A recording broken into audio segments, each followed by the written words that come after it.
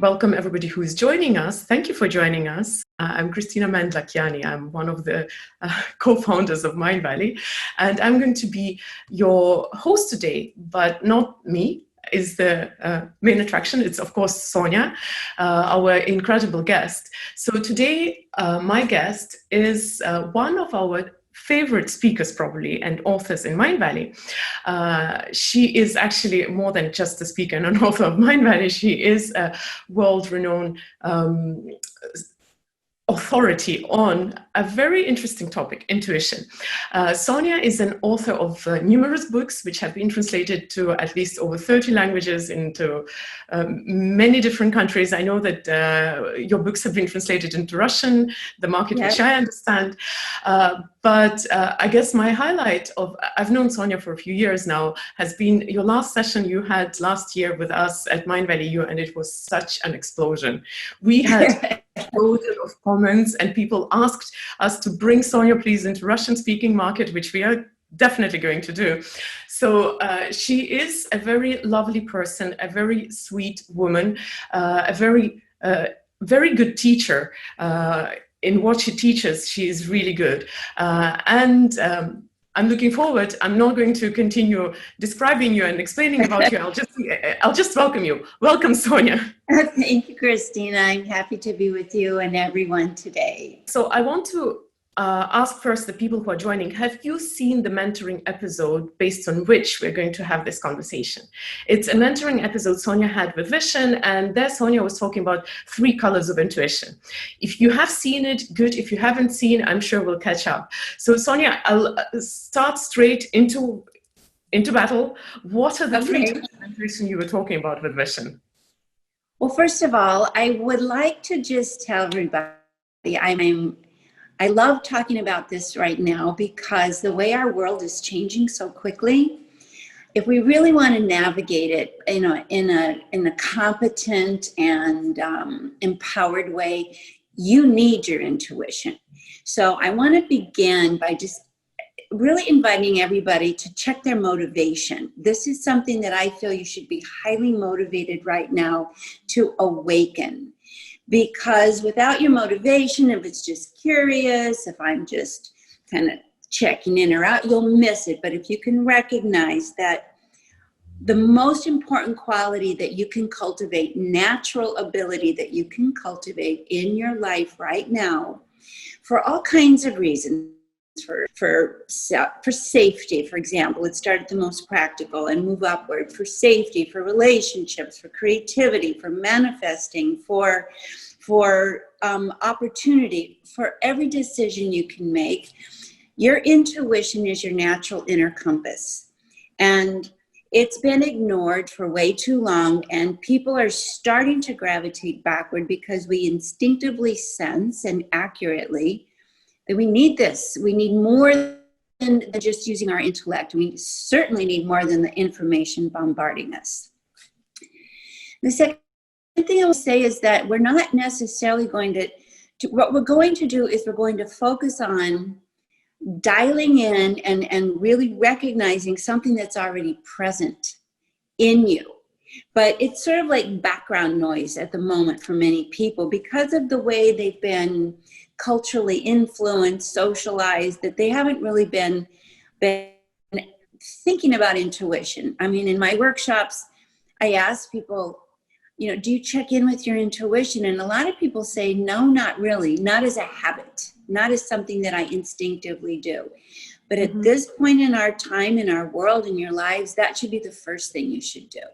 Now, from there, we have different flavors or layers or frequencies of intuition. And that's what I want to talk about and what you've asked about. And I try to make things as simple as possible.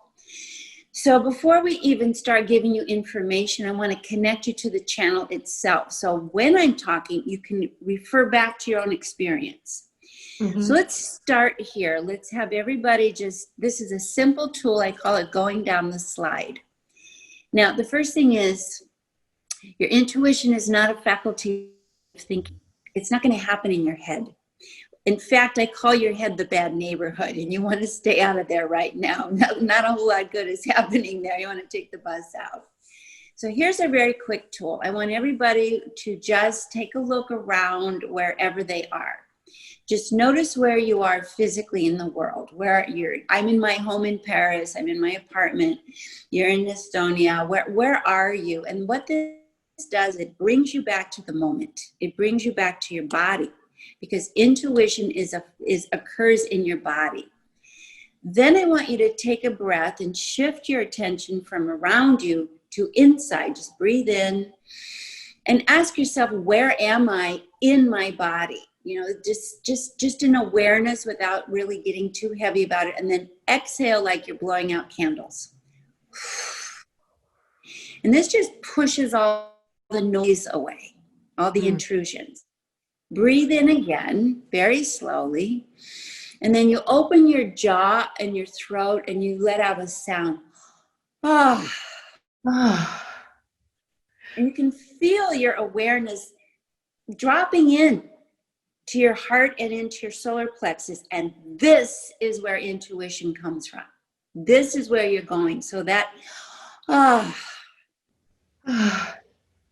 if you notice, your head stops talking. It gets quiet. So intuition is a listening faculty, not a talking faculty. So just there, and here's the ending of that. Smile. And it stabilizes you. It puts you where you need to be and anchors you. So when you're checking your intuition, this is where you're going. So we're going to start by having that immediate kind of shift into what I call home base. Sonia, now your body, go ahead. I do have a lot of questions, so I'll give you, Okay. I promise to everyone that we will be talking practically as well, how to train it, how to practice it. There is a question, how to check in with your intuition. But I have a few questions which I absolutely have to ask before we go on. First of all, I really love the idea that you said you have to understand what's your motivation. Yeah. It's a fancy thing to learn intuition, but why really? Because when I was listening to your interview with Vishen, that was the thing that first absolutely struck me. Why is it so important that we learn back to use it? We all have it when we are born. So dear friends, those who are listening in, I would ask you to write down actually in the comments, what is your motivation to be in this workshop today? Why do you care to learn intuition? Right. And my second question, I'll just ask them straight away because they're bubbling in my head. You know, Sonia, and I'm sure a lot of people will relate, I'm always in my head. I feel that I have strong intuition, but I'm so all the time in my head that it's like this big battle going on the whole time. Do you have a suggestion to people like me who believe in intuition? I know I felt it, but I'm just Well, here's here. the thing. This is, first of all, let's backtrack a bit. If you're going to activate your intuition or do anything new in your life, anything at all successfully, you have to have a motivation, and that motivation at the end of it has to have a reward. You have to know, it's like, I'm going to get a reward for this. I'm going to make this effort and I'm going to get a reward. So when you think of your motivation, it usually boils down to three things because humans are pretty consistent. The first is, I want to feel safe. I want to feel secure. I want to feel like I can relax. So that's your first motivation. I don't want to be patrolling the borders and watching my back and second guessing. I want to feel safe and present and at ease. So that's a good motivation. Second motivation is that everything in life is rooted around relationships, whether they're love relationships, family relationships, work relationships, community relationships. I want to have good relationships. And that it means that they're win-win, that I feel like I'm gotten, I feel like I get who I'm with, and that they get me and I belong. So that's another area I ask you to check. Because the biggest problem of being in your head is that it's a lonely place. It's lonely in the bad neighborhood because your head doesn't have the ability to energetically connect. And intuition is a connection faculty. You feel connected to people, to the ground, to your body, to others, to the vibrations moving you in life. So I'm giving you a motivation to get out of your head. It's a lonely, scary place that exhausts you. So the benefit of getting out of the bad neighborhood is that you can actually begin to experience the things you really want. Then the third motivation, and I think that I'm naming them in order, but people may have them backwards, is I want to be comfortable and prosperous. I want to have a life that affords me the kind of indulgences that make me feel comfortable, whether it's finances or a comfortable home, or because I live in a body in the physical world and I don't want to be stressed about it. I don't want to feel in survival. So I want to, and then the fourth motivation is I want to do something that means that makes me happy and I feel like is worthwhile.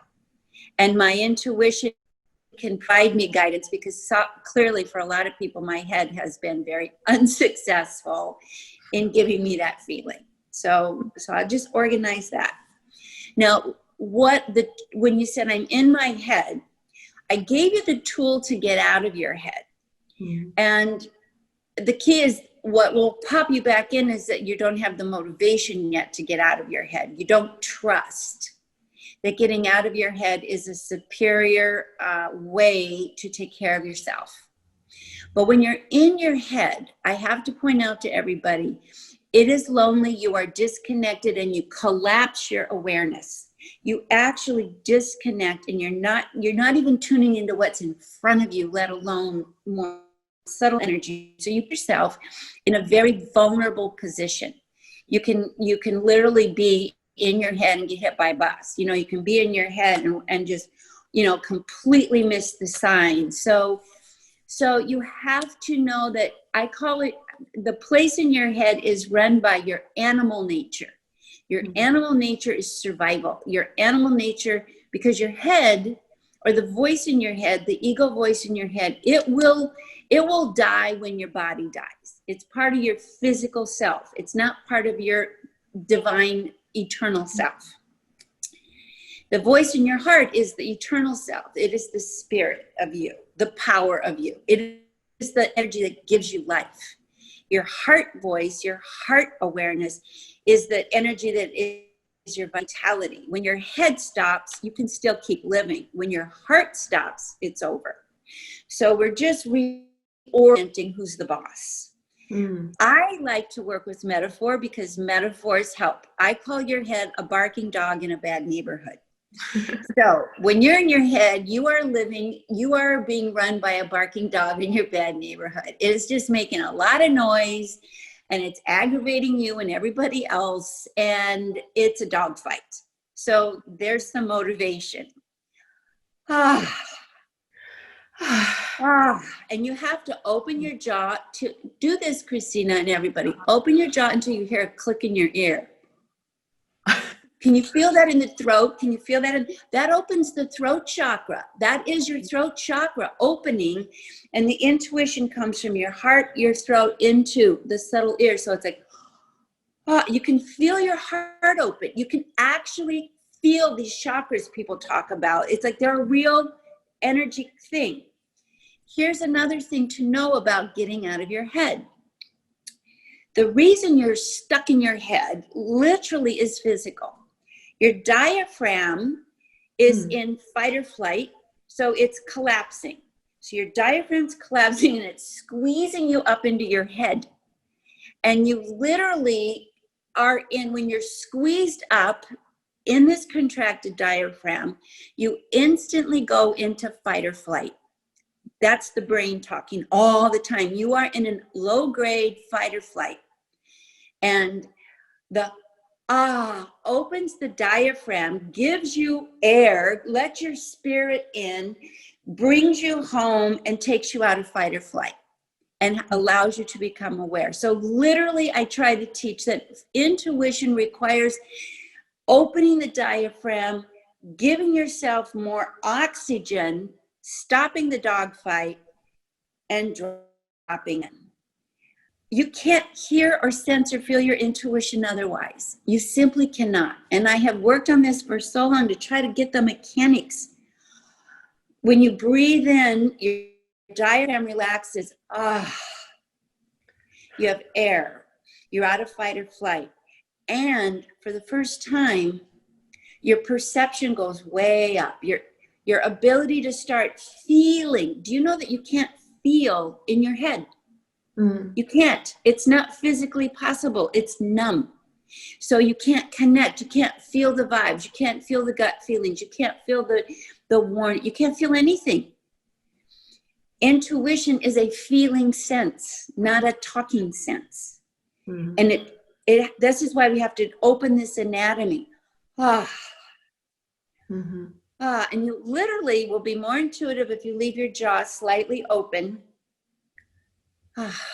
And when you smile, you pull the curtains of your heart back, and it tells your brain, I'm okay. So your brain, your barking dog goes, oh, okay, I'll be quiet.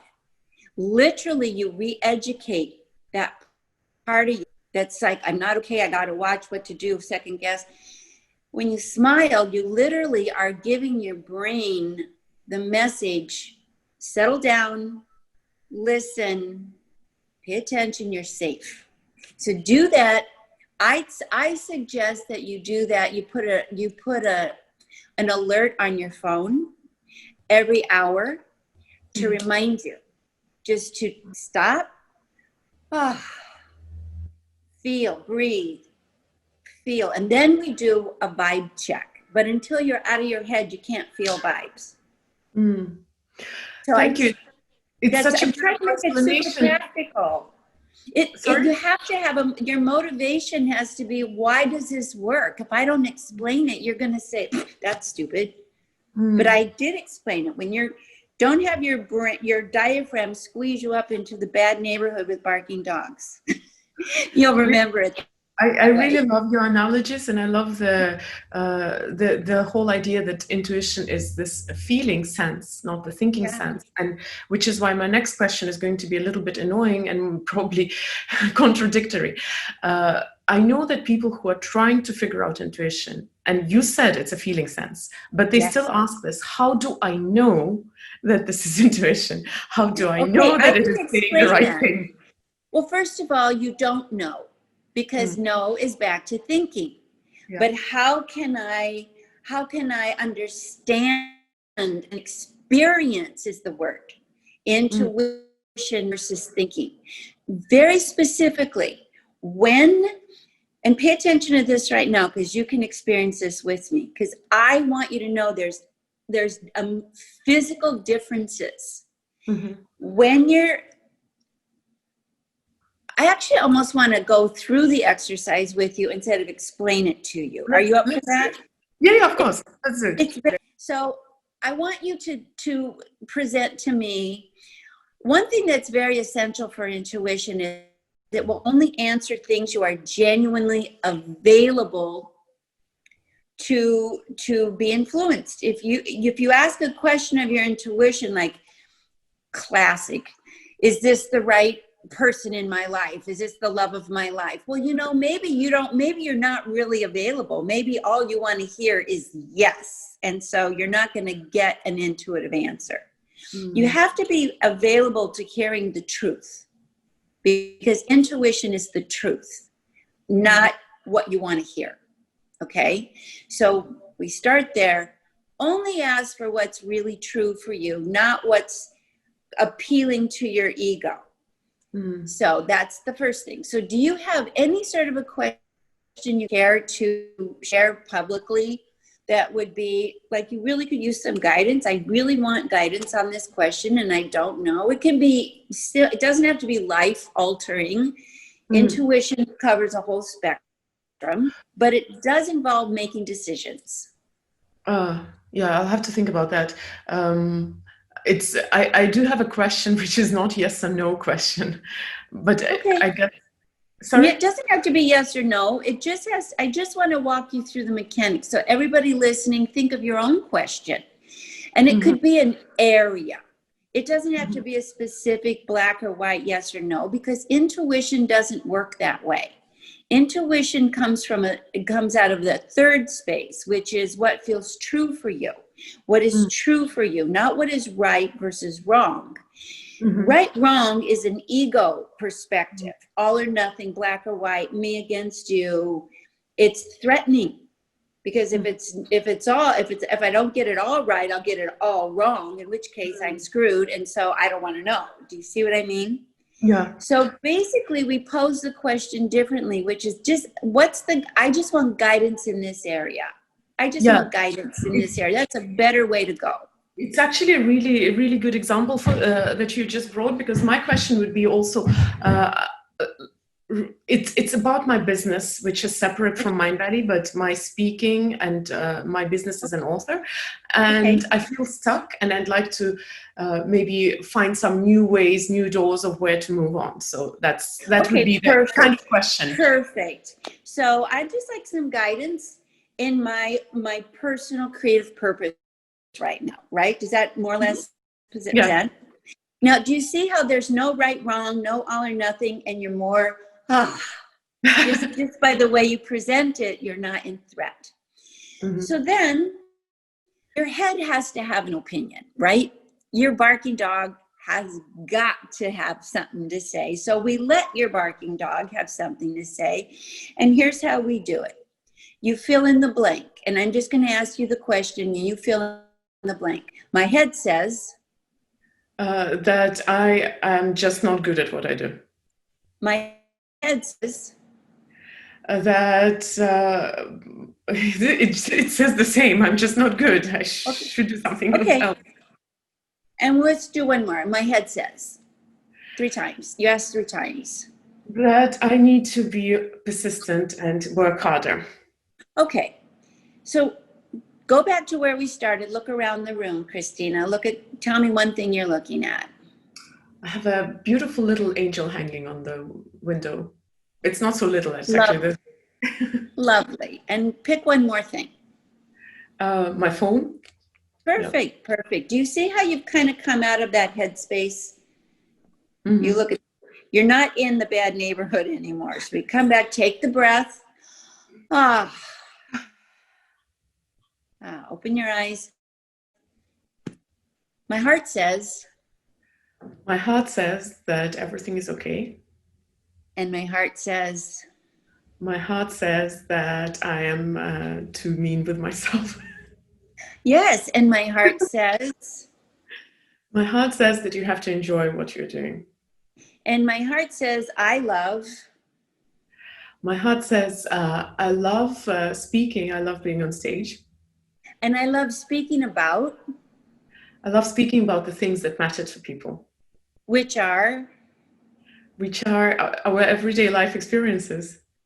Now, how do you feel? I feel good. Right? Yeah. You're smiling, your light is open, your energy is flowing, and your creative voice is ready to speak. There's no not good enough happening. There's no work harder. That's all gone, right? So if you keep going and you keep answering this question and you keep speaking from this place, you'll write your whole book. You'll do your whole talk. You just shifted the energy and you came into the place where your heart, which is your spirit, which is where your intuition, it was just warming up. But if I would have kept asking, if I continued that conversation with that part of you, you'd have no problem completely filling a whole book. And there would be no obstacle for you. You were very clear. I want to talk about the things in everyday life that matter to people, and I can talk about those things. And that's what my purpose is right now. No problem. You see how your whole body shifted though. Your face shifted. The light came back. The smile. Your whole energy expanded. So we go back to your question. How can I tell if it's my head or my heart? Looking at this program, looking at our video, you can see how your energy contracted in your head, and you can visually, energetically see how you expanded. Intuition is the expanded self. You visually went from one channel to the other. The contracted self was a dead end. I don't have anything else to say. I'm not good enough. There's no more information. Maybe I can cough up, work harder. But you had there was nothing. It was dead end. That's the head. It's either a dead end or it twirls around the same pole. But my heart says you had more and more and more, and we could have kept going. And that is literally the intuitive channel. And it you know, it is simple. I see Beate saying, if it's not simple, I'm suspicious, because it's natural. And I'm showing you how to get naturally back into that. And you can visually, did you feel the difference from those two channels? It's, you know, it's hard to explain to people who don't experience it together with me. But I know that before we started the session, I was thinking, oh my God, I wonder if I can even talk about my own life, you know, if you ask me something. And this is the area where I feel shy. But when you started asking me, I still had this barking dog telling me, like, are you saying that? Really? But yeah, but it went way back. Yeah. And the truth is, your whole energy just became so brilliant. And that's one of the motivations for opening your intuition, because it allows you to bring your best, most beautiful self to the world. And that's our purpose in life. So that's the most important motivation. When you were in your barking dog, you were by yourself and not good enough and couldn't connect and not here. And then boom, you just moved in and connected first to your spirit, then to your purpose, then to your flow. And that's how it works. You know, I really love this distinction. It's so subtle about the resistance, where you said you feel like in a dead end, and that's not your intuition. And there was a question. I am looking at your questions, guys, so you can keep writing them. But there was one question a little back, and I feel I want to ask it. Although again, it's a little contradictory to what you was just explaining. Somebody asked, how do you make a difference between fear and intuition? And I believe that question might be coming from your definition of red, green, and white intuition. Right, so perfect. Let's go to that. So our intuition has several channels. So let's call it our inner guidance. And because our lives have various aspects to them, these channels work depending on what we're experiencing. So the first channel I call red light intuition. And red light intuition, let's do that breath again, everybody. Just breathe in, open up, and you come all the way down with your voice. You have to open the voice because you have to open the throat. And when you do that fully, you come to the bottom of the heart and the top of the solar plexus. And that is your protective area. That's where you like put your arms. That's where you stay safe. This is where red light intuition originates. This is where it starts to broadcast. And this intuition is the intuition of protection. It's the part of you that we call our gut feeling, that our red lights stop. Don't do that. Don't go there. Not a good idea. Not a vibrational match. Not good for you. And it's not the contraction of up in your head. It's deep in your belly. This doesn't feel right. And I've taught all over the world. I have taught from China to Mexico to Canada to Finland and everywhere in between across the states. People always, their hands will go to the gut. Our body, we know when we're feeling, which is not fear, it's a legitimate caution.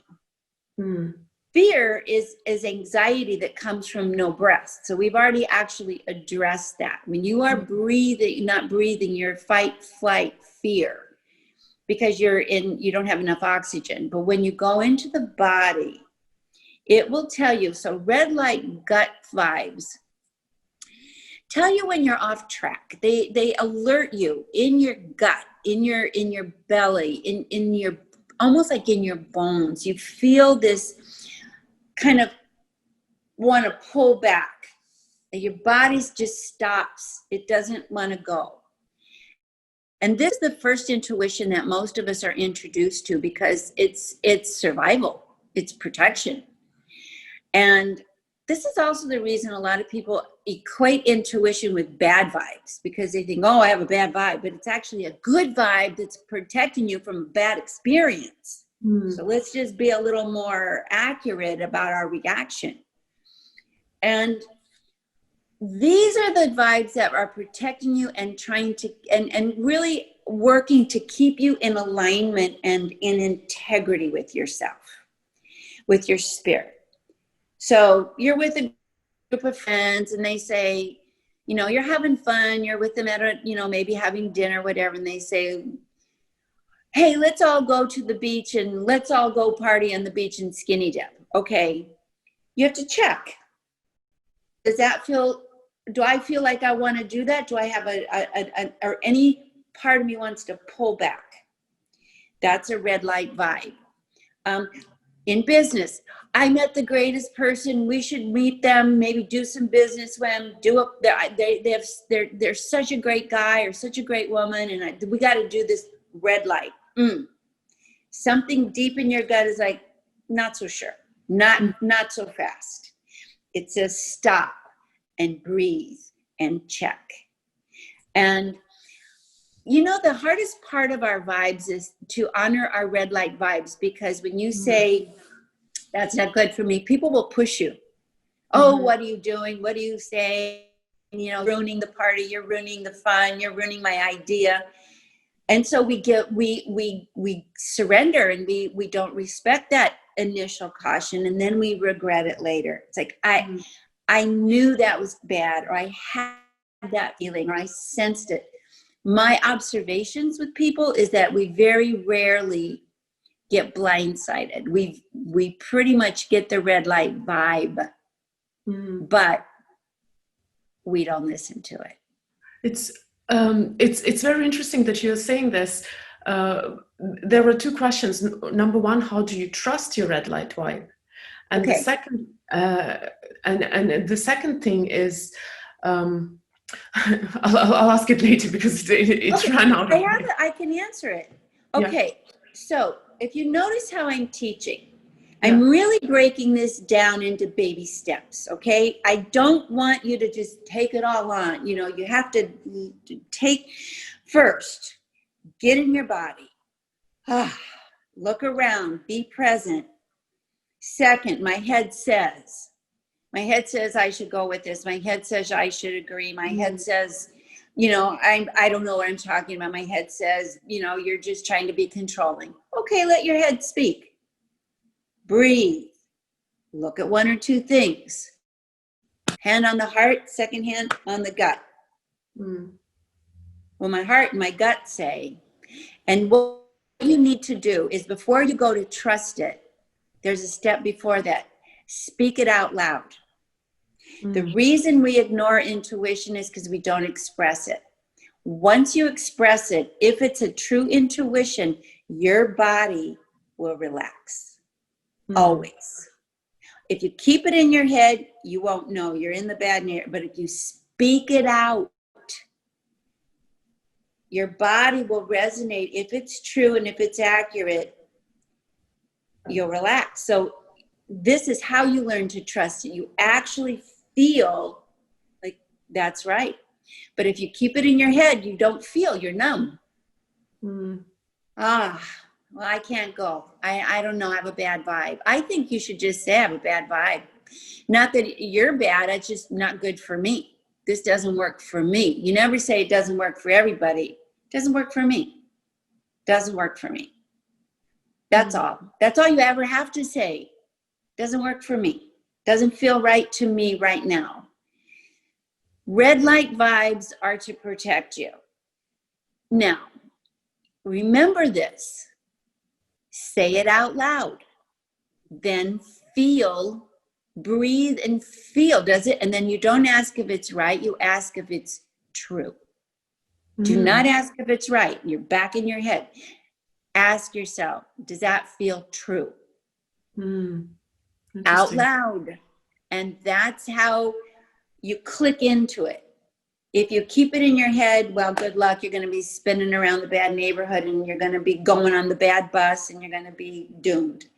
You just say, wait a minute. that doesn't feel right. I got to check in.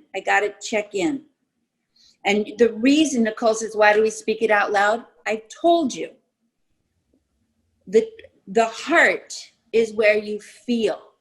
The throat is where the voice is a chimney of the heart. It allows your heart to voice. If you keep it up in your head, you're in the numb, bad neighborhood. There's a very different thing between, and besides, when you speak your vibes out, you're also saying they're real. You're also, when you name it, you claim it. When you name it, people who talk about their vibes are very intuitive, and people who don't miss the opportunities over and over again. Those among us who are really intuitive and making really great decisions with it, and we're having fun over here in the good neighborhood, we talk about our vibes all the time. And they're very real, and we don't keep them in our head. So you have to give them voice, because you're expressing your heart, and you can feel it in your bones. So you don't have to believe me. You can trust your own experience. This is your own anatomy. This is your own system that I'm trying to rewire you back to.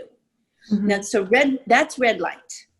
Sonia, I wanted to, because I remembered this question, and I think it's important. How do you make this crossover?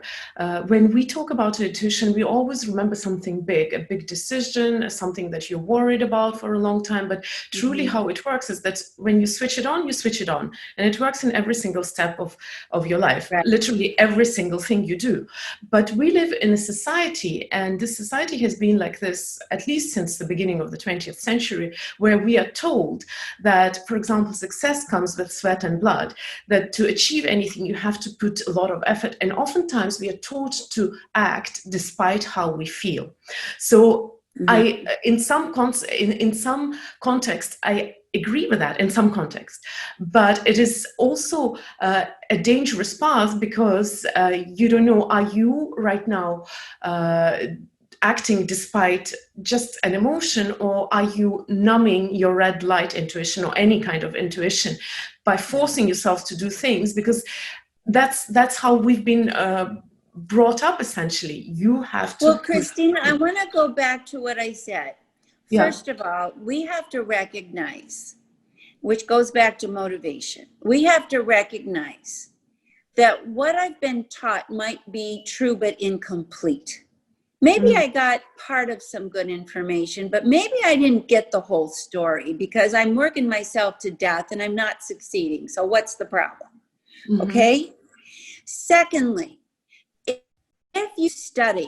if you're going to use your rational mind and study anybody in any field of tremendous success, in any field, art, music, science, engineering, anything, and you ask those people what got them to where they got, they will all of them acknowledge intuition as playing a major role. Every one of them. I've done a lot of research on this. So work hard, but use all your faculties. All of them. Don't use part of if I said, okay, work really hard, but close your eyes and don't ever open your eyes. Just use your hands to as hard as you can and do not open your eyes. And you go, why can't I see where I'm going? But I'm exhausted. So we have to just pause and say, okay, I'm not going to get something for nothing. But if I keep working hard, but in a way that's not accurate or effective or incomplete, how can I get a positive end result? I have to combine my dedication with all my faculties, not just some of them. So intuition is an inherent faculty that at this point in our evolution and in this point in our development is no longer debatable. Okay? It is already scientifically proven that we have what's called quantum non-local awareness. We can pick up energy. Our hearts are conscious organs, and we pick things up. So what I'm saying is stop the barking dogs, because don't pay anything. They just repeat what they were told. Our brains are not original. Our hearts receive, and I said this before, I received the truth. So what I'm seeing in these comments is a whole bunch of barking dogs right now. I see it, and I love you guys, but this is all, you've all drifted to the bad neighborhood, and it's all more and more and more of opinion, and it's this and it's that, and I feel like I have to pump the brakes on everybody and say, take a breath and come back to your heart, because the thing about your heart is it connects us to one another. And in our heads, it's me against you, and you're the other. In the body, when we have one cell attacking another, we call that cancer.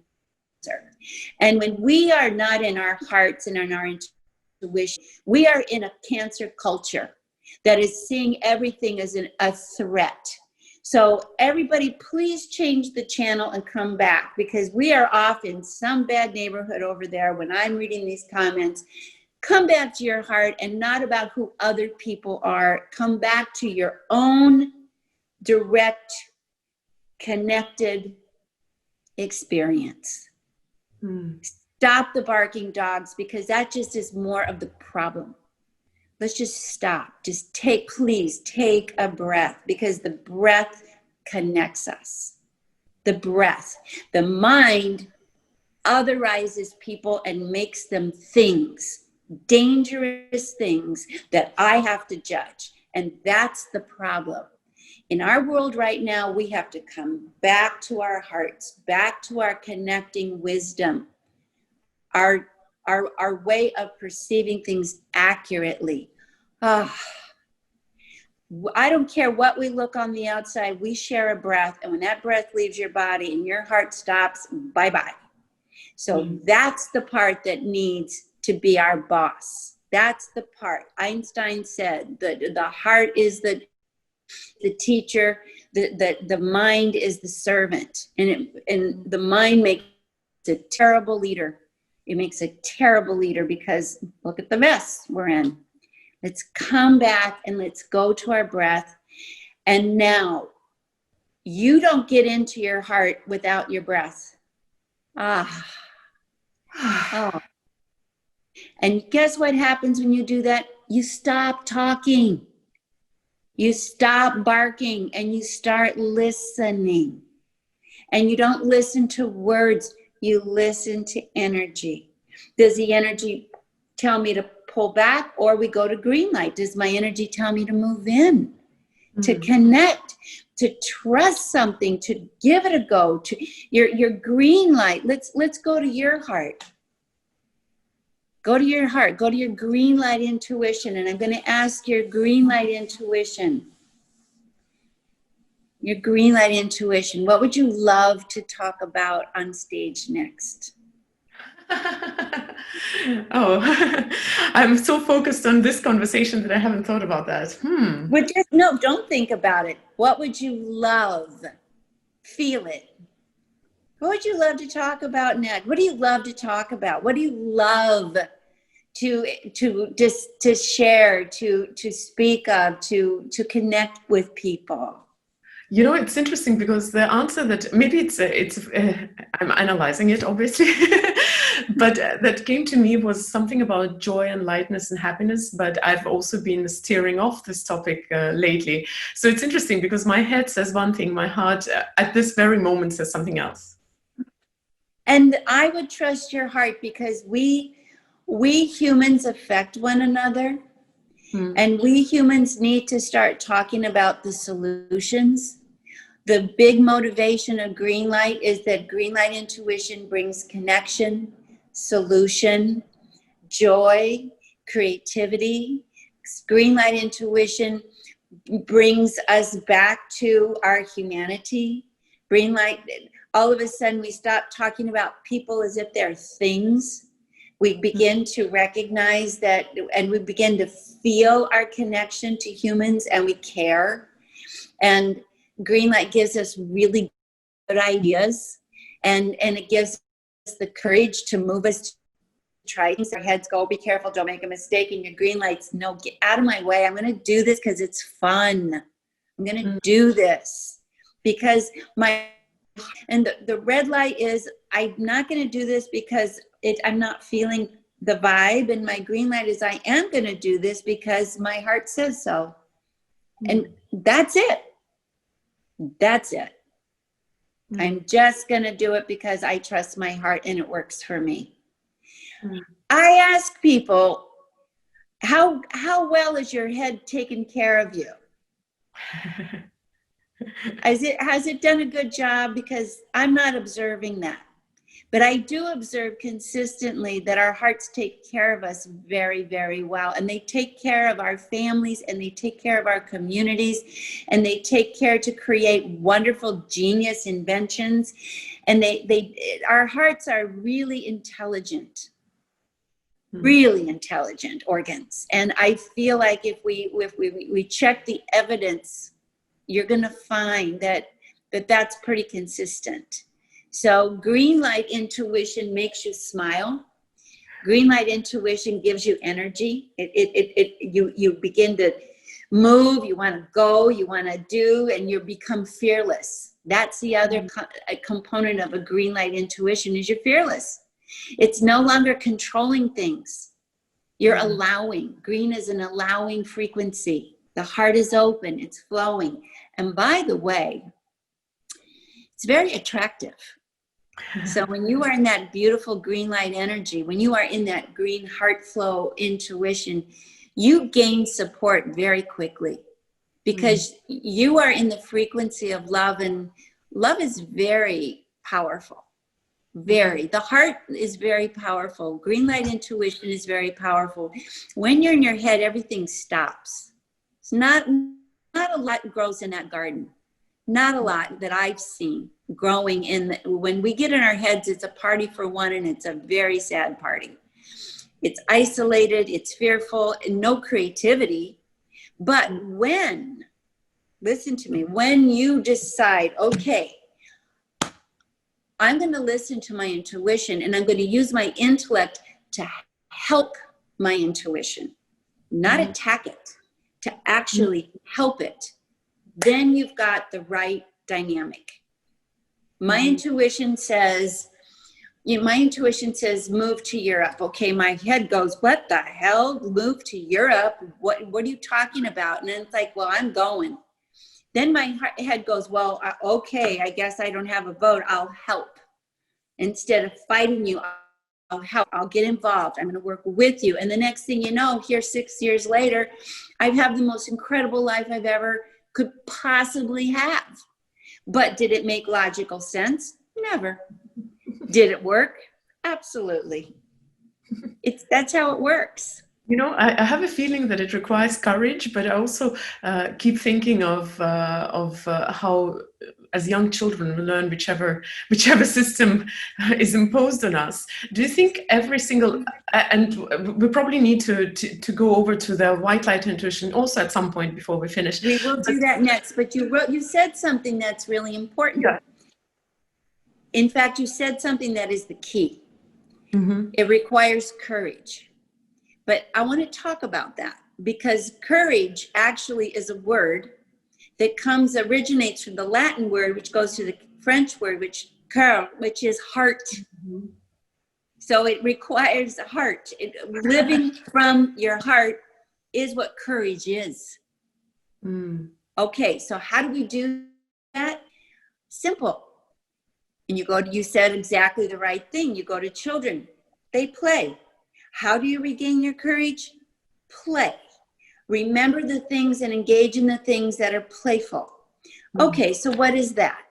Well, a lot of people forgot, but I'll remind you. It's when you're involved in something you enjoy so much, you don't care about the outcome.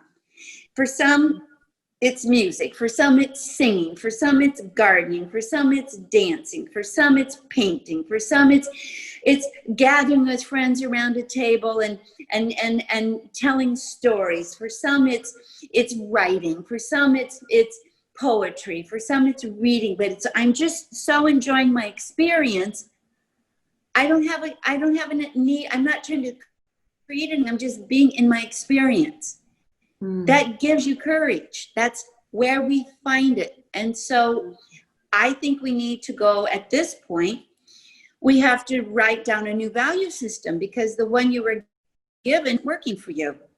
Don't work yourself sick and try harder and harder. Dedicate yourself to the things that feel important and give them the full priority they need, including breathing, having fun. The other thing is hugging your people, having a real connection, putting your hands occasionally in dirt, getting, reconnected, and singing, because it opens the throat chakra. Even if you can't sing on key, it doesn't matter. And smiling, because it keeps the heart and this whole chakra, the throat heart chakra, open. And laughing. All of those things give you courage. Do you know that when you laugh, you become fearless? You become fearless because your heart is taking over and you are not afraid. We do not fear the things we can laugh at. So I just keep bringing you back to how this can be. Please, people, don't make it so hard. It's easy.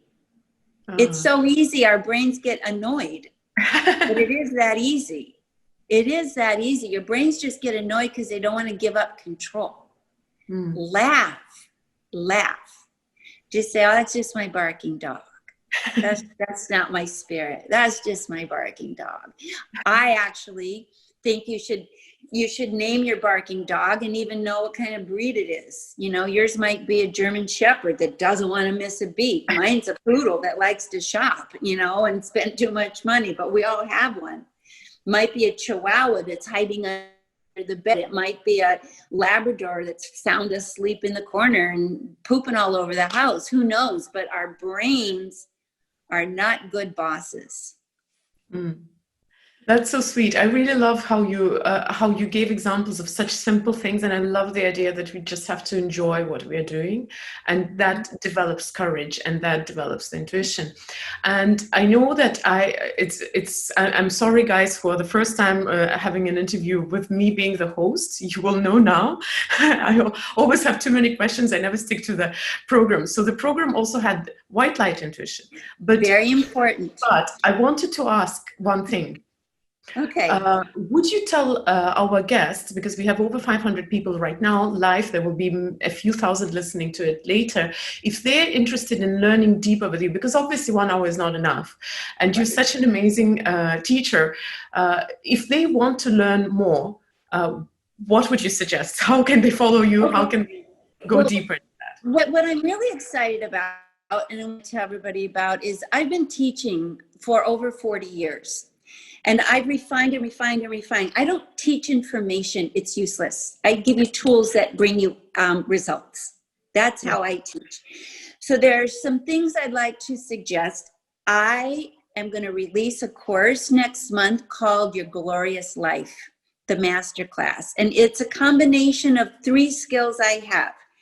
Teaching around your intuition, connecting to your spirit guides and your spiritual support system, and manifesting from this higher vibrational frequency, not your intellectual work hard and work to death frequency. So that's something that is a 6-week class coming up with a lesson every day and a live every week. So you can just, the information is going to be out soon, but you can just email Ryan, R-Y-A-N, at soniachoquette.com, and he will give you all the information. And the other thing that I think is really important is you might want to look into my Good Vibe Tribe, because I have a membership where I come on every single day and give a 5-minute lesson, because we have to be consistent to learn. We learn in bite sizes, teensy tiny. And you can join the Vibe Tribe just if you come to my homepage.